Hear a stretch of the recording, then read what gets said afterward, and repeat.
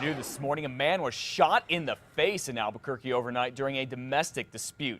This happened at this apartment complex. It was on Anderson Southeast. It's on the corner of Valencia near Catherine and San Pedro. Police say when one officer got there, discovered a man had been shot. That man is now in serious condition at the hospital and is expected to survive. Police are still investigating. They have not said if they've arrested anyone.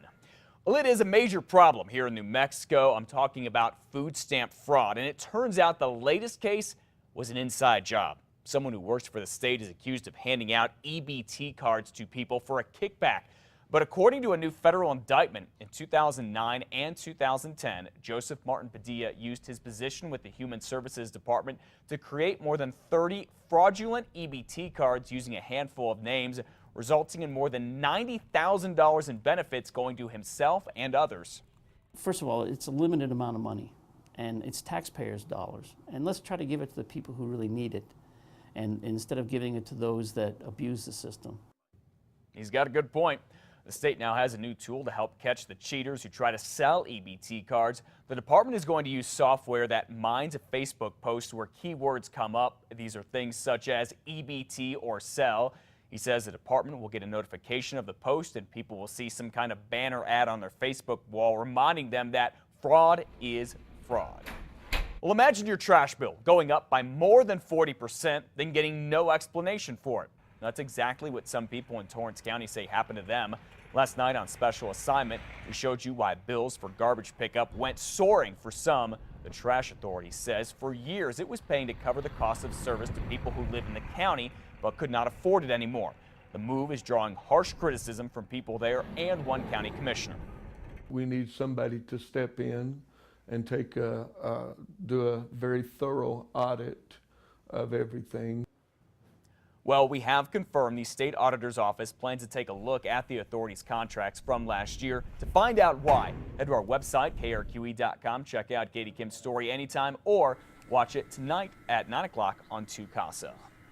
A man accused of killing a woman while drag racing is off the hook this morning, cleared of vehicular homicide. Yesterday, jurors decided that Anthony Ramos was not drag racing with another driver back in 2012 when they crashed into Tara Garcia's car, killing her.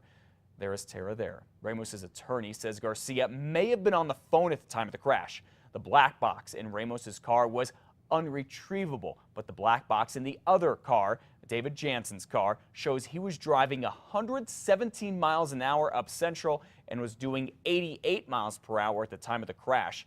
Now, no one saw the crash except for Jansen, who testified that they were not drag racing, just driving fast. The jury agreed and found Ramos not guilty of vehicular homicide, but guilty of careless driving, which carries a 90-day jail sentence. Jansen already pled guilty to vehicular homicide and served 9 months at the MDC. Well, New Mexico State Police released audio of a suspected drunk driver pulling out excuses in what police say is a deadly crash. What happened? I was coming around the turn, dude. He just popped out. I swear, nothing. I was driving 65. I had my cruise control. He popped set. out this way? Yeah, he was coming like this and headed south. He just came out, and I slammed brakes, dude. I slammed brakes, and I hit him. Okay. I feel. Are you on any medications? No. Any consumes any alcohol? No. Nothing at all? No. Police say Justin Romero here, who was a Rio Arriba jail guard at the time, was driving in the wrong lane on Highway 84 near Española in June when his car collided with that red car, killing 2 men inside. Romero told officers the car pulled out from a side road and says he tried to stop, but witnesses say he kept swerving into the wrong lane like he was playing a game of chicken, and police recognized Romero. I know this guy. You know? The driver, he's got beer all up in his car. I don't know if he's been drinking or not, but 12-pack there, cans in the back, like closed, but yeah. Romero was charged with vehicular homicide. Police are waiting for the results of his blood test to see if he was drunk. The Rio Arriba County Jail put him on paid leave after the crash. He later resigned. Well, 5:36 now. Police in Santa Fe are warning scammers about scanners selling "Don't Text and Drive" t-shirts.